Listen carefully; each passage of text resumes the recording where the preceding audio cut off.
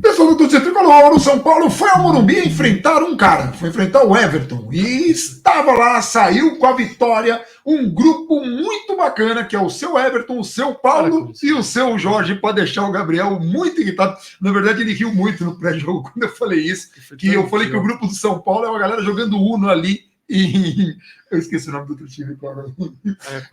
O Yakut estava lá jogando seu Jorge, o seu Paulo e o seu Everton. Esse é o vídeo de jogo, porque o São Paulo fez a lição de casa.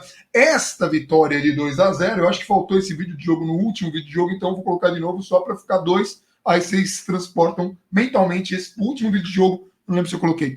Mas o que é muito bacana é o São Paulo, para ficar confortável no grupo, para manter a rodagem do Rogério, e hoje a rodagem dele foi muito legal, porque teve algumas entradas interessantes, teve algumas experimentações também que foram muito interessantes, teve a entrada do Caleri, que o estádio explodiu de um jeito diferente e trouxe uma dinâmica diferente ali para o jogo, teve a entrada do Rigoni, tivemos o Volpi como único goleiro, porque o Jandrei, ele passou mal poucos minutos antes da partida, o São Paulo não tinha um goleiro no banco, então se acontecesse alguma coisa com o Volpi, mas o Volpe até que foi tranquilo, fez uma defesa muito boa e 2 lambanças, uma delas catastrófica, assim, que não resultou em nada, mas foi muito ridículo e é péssimo porque é uma coisa que eu falo, já para começar o vídeo antes de te passar sobre o Volpe, a situação do Volpe é muito complicada. Se ele retomasse o melhor momento da carreira dele no São Paulo em 2019, ainda assim,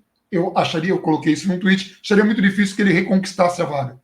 Mas ele está muito longe do goleiro que ele era em 2019. Ele tem algumas inconstâncias, em tudo quanto é jogo, tem alguma lambança que ele faz, ele claramente não está seguro, a saída dele com os pés, que não era melhor que a do Jandrei, nunca foi, mas não era tão ruim quanto está, ele está com muita dificuldade de acertar, o Volpi não está muito bem, e o São Paulo vai ter que resolver isso, porque é um salário alto, e tem no meio do ano aí esse desafio, como fazer essa transição. Tirando isso, tivemos a noite de gol do Arboleda e um bote excelente do Arboleda na área do outro lado, ainda que tenha tido uma falha ali de marcação, mas um bom jogo ali do Arboleda. Tivemos o Patrick na lateral. Tivemos o Igor Gomes de primeiro volante amarelado, né? Até o Mia estava colocando isso, né? Que faz as análises no Ale, né? Na anotações tricolores, no Ale. E deu um pouco de medo nesse momento, assim, porque o jogo só estava 1-0. Mas assim, Gabriel, já fazendo esse preâmbulo enorme, o que você achou do jogo? O que você achou que funcionou? Como que você viu hoje o time do Rogério e como que está sendo essa rodagem e esse conforto agora na Sul-Americana, que ele pode trazer de bom, de benefícios para o restante da temporada? Assim, muito mal comparando, mas lembra um pouco o jogo contra o Manaus, em que o São Paulo fez o suficiente para ganhar do Manaus. O time titular foi o Manaus 2-0 só, não sei o quê. Não precisava mais que aquilo, não correu riscos, até o placar é parecido. O São Paulo hoje também correu pouquíssimos riscos, a gente teve a falha do Volpi e uma finalização, 2 finalizações, uma no primeiro tempo, uma no segundo tempo, de longe, que... Uma foi difícil a defesa, a outra foi até eu esperava uma defesa, ele tinha que ter encaixado aquela segunda bola. Aí o máximo que teve foi um cruzamento ali, que o jogador, a bola já passa dele, ele pega já com a parte de cima da cabeça, a bola vai longe. Então assim, o São Paulo conseguiu levar perigo em bolas paradas, conseguiu levar perigo quando conseguia acelerar um pouquinho ali o jogo. É normal a falta de entrosamento ali do time reserva, ainda mais com muitas alterações. Você pega o time que jogou na quinta-feira passada, você tem o Juan entrando no ataque, você tem o Thales entrando no meio, você tem o Igor Vinícius entrando na lateral. Então, assim, em todas as linhas você tem mudanças, né? Você tem o Igor Gomes jogando dessa vez. Então, assim, você tinha um time bastante mexido, o Toró entrando. Então, assim, mesmo naquele time. O Toró tá ganhando o seu espacinho ali, né? Teve o Sara, gente, o Sara. Mesmo naquele time titular que jogou contra o Ayacucho, você tem aqui foram 5 mudanças.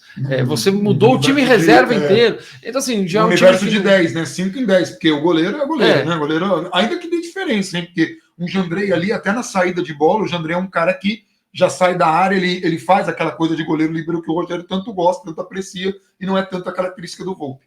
Então, assim, o São Paulo conseguiu ter controle do jogo dentro do cenário. O São Paulo não foi pressionado, porque em teoria o São Paulo venceu o seu primeiro jogo na estreia, o Everton empatou em casa com o Jorge Wilstermann, só passa um.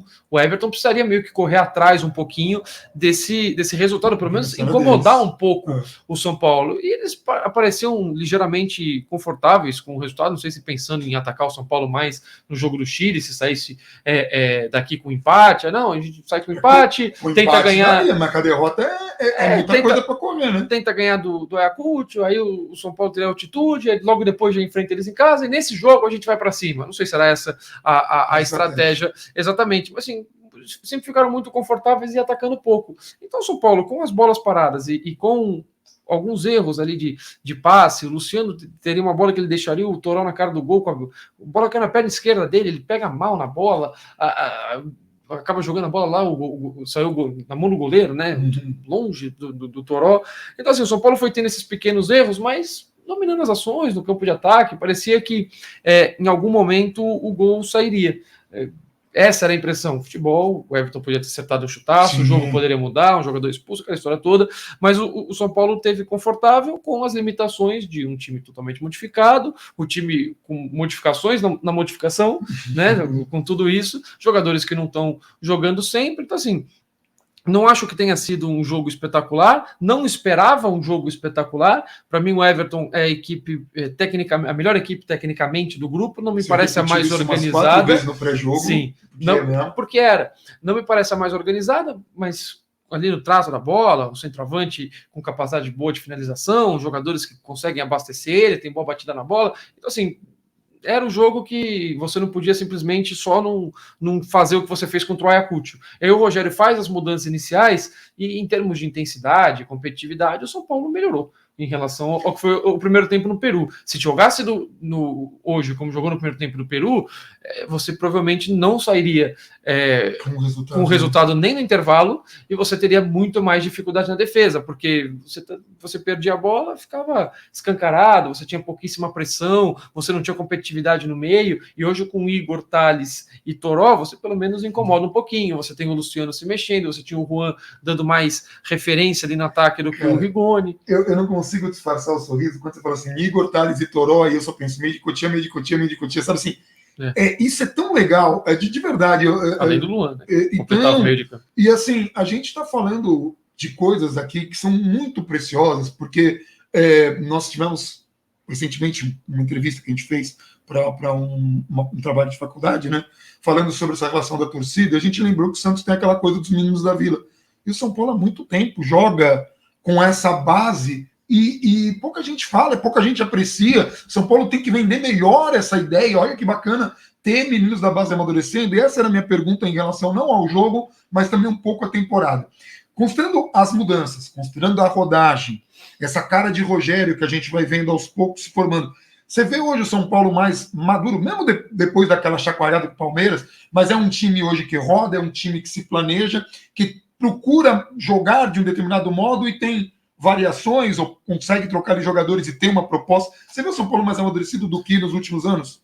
Mais maduro e mais inteiro, né? Principalmente quando você compara com o do ano passado, né? O São Paulo hoje consegue ser competitivo o jogo todo, em alguns jogos, como contra o Atlético Paranaense, você até se sobressai fisicamente em relação ao adversário. Então, assim, e um adversário que se cuida. O Atlético Paranaense está numa fase ruim, então, assim, não quero colocar o 4-0 como uma coisa.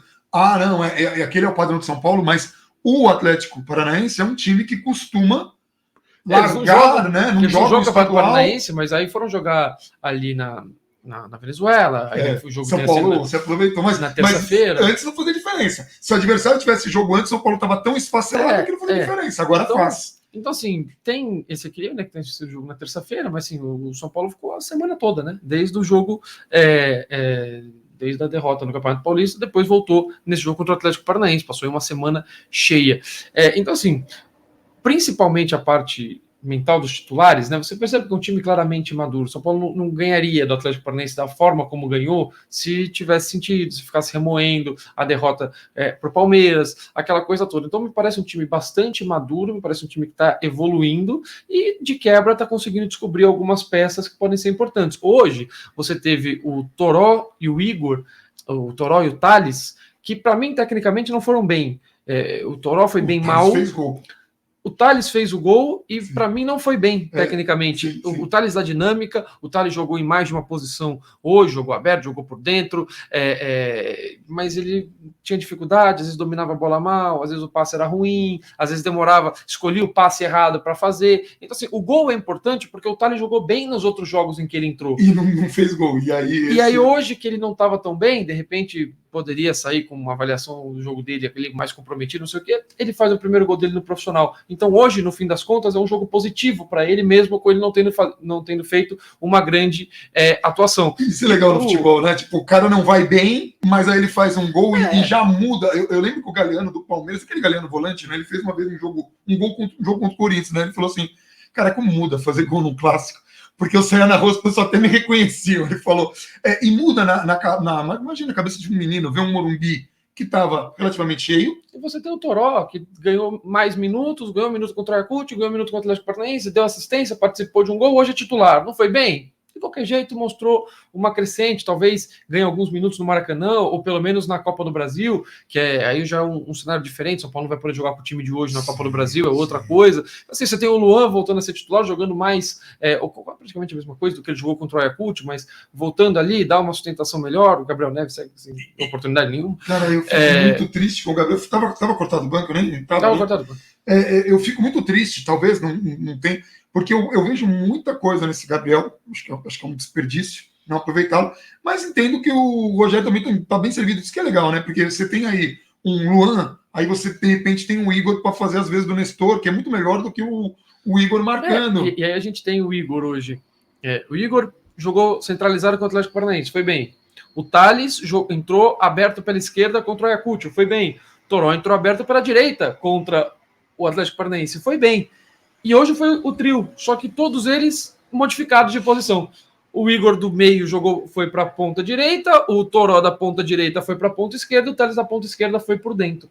Então, alguns testes que eu acho que o Rogério também está fazendo, aproveitando esse jogo, assim, a comparação em relação ao jogo contra o Manaus é porque ali foi o time titular, mas o São Paulo conseguia ter boas ideias. Você tinha o Marquinhos ali dobrando com o Reinaldo, uma ideia que o Rogério talvez use em outros momentos. Hoje você tinha um time reserva mesclado, jogadores em outras posições, o Igor jogando de novo de primeiro volante, não gosto, mas o teste que o Rogério fez já contra o Botafogo. Então você tem vários... O Rogério, além do resultado, o Rogério também optou por fazer alguns testes. E aí algumas alterações, pensando em resultado especificamente, geraram bastante medo. Você colocar o Patrick, que não está 100% fisicamente, mas ok, está aberto. Aí no segundo tempo, jogo ainda 1-0, o Patrick vira lateral, o Igor Gomes vira primeiro volante. Amarelado.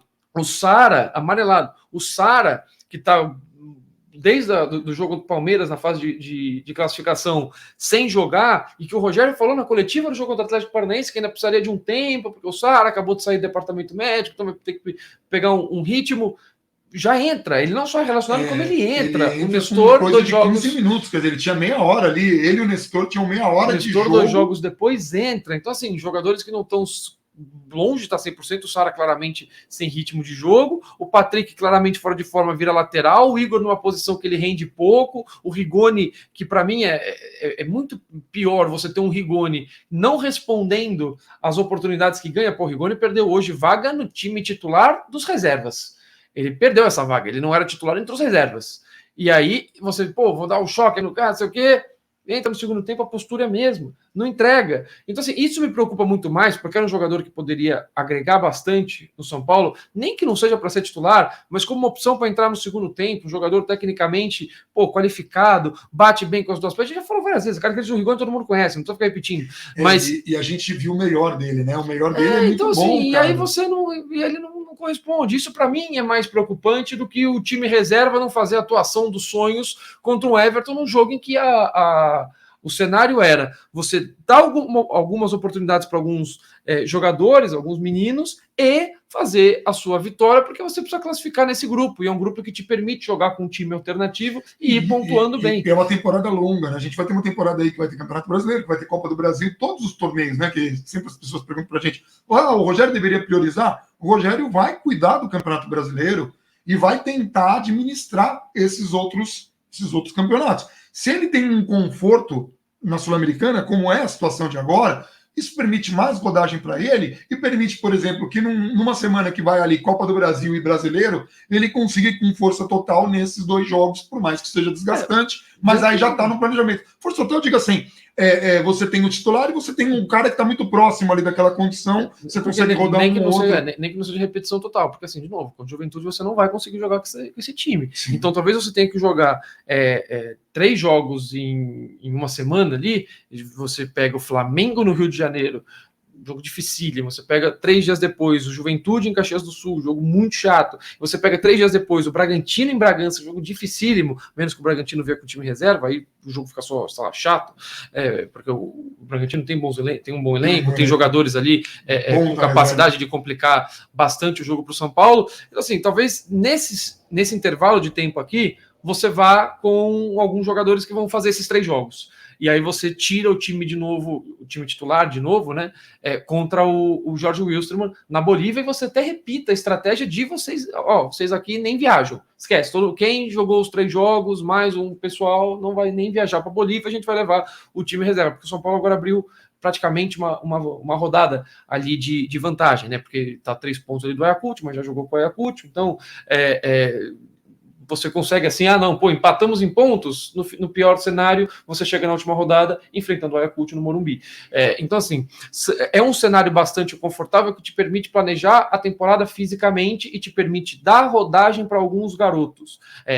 O São Paulo, como ainda não está classificado, longe disso, tem um caminho ainda para percorrer, você, se chegar classificado na 5ª rodada, ou na 6ª, de repente, porque é possível, o São Paulo está abrindo, espero que primeiro se classifique, segundo, se for possível, ok. Você consegue, de repente, promover uma estreia de um Beraldo, você consegue botar uma zaga Beraldo e Luizão, de repente, por um jogo. O Beraldo na beirada? Não, ele é por dentro mesmo. Seria muito legal ele na beirada. Porque Beraldo vai pela beirada. Ele é bem por dentro mesmo. É zagueiro.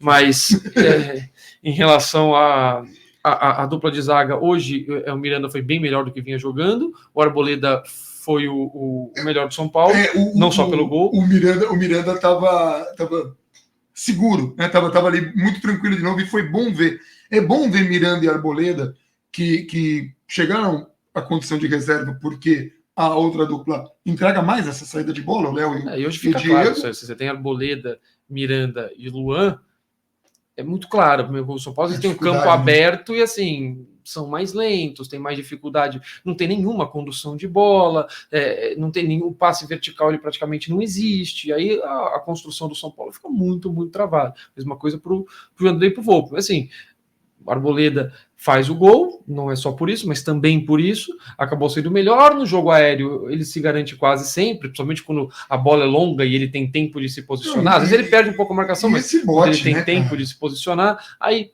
para rebater bem, foi bem por baixo também, fez 2 ou 3 desarmes fortes ali, importante. O Miranda no mano a mano, o Rogério já fala em coletiva, a gente vê, isso ele se garante totalmente. O Luan já foi mais intenso do que no jogo passado contra o Ayacucho, bom, se a gente conseguir ter uma outra opção de marcação assim para momentos específicos, né? Ou se de repente o Pablo Maia tem uma queda de desempenho, ou se machuca, está suspenso, ou qualquer coisa, a gente também vai ganhando novas alternativas. Eu acho que o jogo de hoje valeu por isso e valeu pelo resultado, evidentemente, que vai colocando o São Paulo cada vez mais próximo da classificação, que é o primeiro objetivo, e aí, de repente, se conseguir essa classificação e ela ainda vier um pouquinho mais cedo, o São Paulo consegue se planejar fisicamente, porque daqui a pouco o campeonato todo vai apertar a Sul-Americana se você avançar a Copa do Brasil vai apertar, jogos do Campeonato Brasileiro, essa sequência inicial do São Paulo é bem difícil, e o São Paulo vai precisar estar inteiro para jogos fora de casa, a gente já falou, né? Agora começa a sequência. Fora,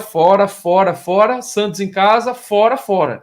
E não é fora perto, né? Assim, é Fortaleza, é Caxias do Sul. Você vai fazer uma via cruzes aí para acompanhar os caras. Chile. Você vai de ônibus, né? Assim, o mais pertinho é aqui, Bragança e Rio de Janeiro. Aí o Rio de Janeiro que é pertinho, você pega o Flamengo. Isso tudo numa baita sequência, né? E só depois você vai ter 5 jogos em casa de 6.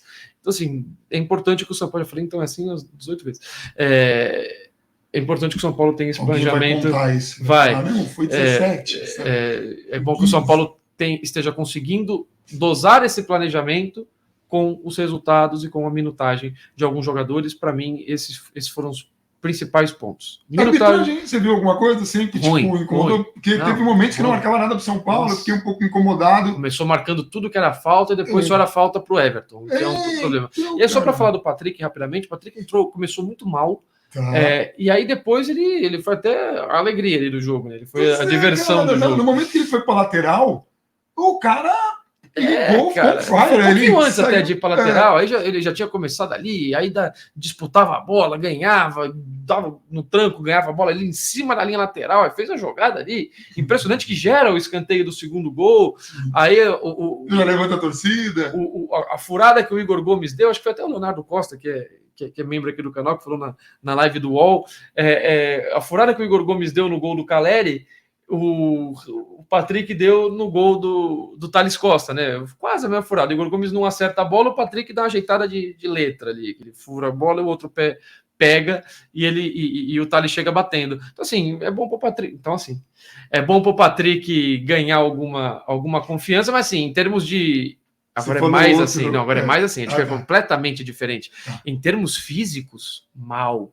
Ele continua mal. A área que ele atua ali assim, é muito pequena em relação a um cara que no Internacional, nos momentos mais importantes, dominava todo o setor esquerdo. Conseguiu ocupar a faixa ali de campo impressionante. Dessa vez era um lateral, e aí o Grossi me chama a atenção, isso eu não tinha percebido, o Rogério fica lá, lateral, você não é ponta, não, você vai e não volta, tem que voltar. E se não conseguir voltar, marca, segura primeiro. Então tem um pouco disso daí. Ele até, antes do São Paulo fazer o segundo gol, ele tem ali um bote todo torto, que vira o cruzamento, que o centroavante do Everton cabeceia por segundo gol. Então, era algo que o Patrick precisa melhorar, porque esse bote que ele dá errado não é só a leitura errada do lance, é um jogador que tá pesado, você percebe claramente que ele tem dificuldade de esticar a perna, e esticou a perna demais, cai, é um negócio meio estranho, atabalhoado. Aliás, falando de atabalhoado, eu só queria fazer um recorte besta, mas o primeiro lance de São Paulo, cruzamento, e todo mundo falou, mas todo mundo, o planeta inteiro falou assim, foi o cara do presidente ao Pô, foi todo mundo e passou todo mundo pela bola. Eu falei, caraca. Mas foram boas batidas do Reinaldo. Sim. Duas delas já geraram muito perigo, uma delas fez esse lance aí, a outra gera o gol. Então, a cobrança de falta ali do gol do Arboleda, que foi muito no oportunismo, muito na raça. Mas, de novo, e assim, uma coisa que a gente sempre deixa muito claro. Um último recorte, para mim, o último recorte. O Rogério faz 5 alterações em relação ao time contra o Ayacucho. A intensidade melhora, mesmo com o time mal tecnicamente. O São Paulo compete, o São Paulo consegue, tem disputas de bola, desarma, encurta espaço, consegue gerar o jogo, deixar o jogo desconfortável, pelo menos para o Everton, ou não estender um tapete ali para o Everton jogar no Morumbi. Aí no intervalo ele troca 2 peças, coloca 2 dos jogadores que foram muito mal ali sem a bola no jogo no Peru. Intensidade no segundo tempo cai um pouco. Cai bastante, que é quando entra Rigoni e quando entra o Patrick muito por estar fora de forma. E aí, para mim, foram dos jogadores ali, que Patrick, Rigoni e Colorado, sem a bola, para mim foram jogadores que comprometeram bastante. O outro ali foi o Reinaldo, mas ele era com uma falta de noção de espaço completa, não era só por estar andando, né? Mas então tinha esses problemas que o Rogério talvez esteja identificando, por isso que colocou esses jogadores no campo. E é certeza, a gente sabe que o Rogério tem essa capacidade de observar, e você falou uma coisa dos 5 jogadores aí, cara, para mim isso virou padrão, 5 substituições é bom, eu gosto da ideia de 5 substituições. Bom. É legal, você consegue realmente mudar as coisas e tal, e o que é mais legal, que de tudo que o Gabriel falou, o Igor jogando em várias posições, o Patrick jogando em várias posições, o Rogério tem condições de mexer no time todo. Com uma substituição, ele mexe em toda a estrutura e muda ali o São Paulo, pode reforçar um setor que está pior, sabe? Então, você começa a ter um São Paulo, né? Mais capacidade de se adaptar a adversários e situações diferentes. E uma coisa que a gente sempre fala, jogadores versáteis e a base cada vez amadurecendo mais, chamando responsabilidade, aguentando cobranças, algumas desmedidas que a gente criticou aqui no canal, mas aguentando. Foi assim com Sara, foi assim com Brenner, para pegar alguns exemplos, foi assim com Antony, teve alguns momentos de cobranças até conquistar ali o seu lugar ao sol. O Luan, nesse aspecto, teve uma vida um pouco mais fácil, mas é assim com o Igor Gomes ainda tem alguns jogadores, o Nestor que estava jogando numa posição diferente, tudo isso tem que ser observado. Quando um jogador não está rendendo, a gente precisa do contexto, precisa tentar entender, é o que a gente faz aqui no canal. Então, dito isso, fechando aí, com praticamente 25 minutos, a gente vai encerrando esse vídeo, e aí a gente volta... Domingo. Então, domingo estamos de volta. Pedreira. A gente vai ficando por aqui. Um abração para todo mundo e vamos São Paulo.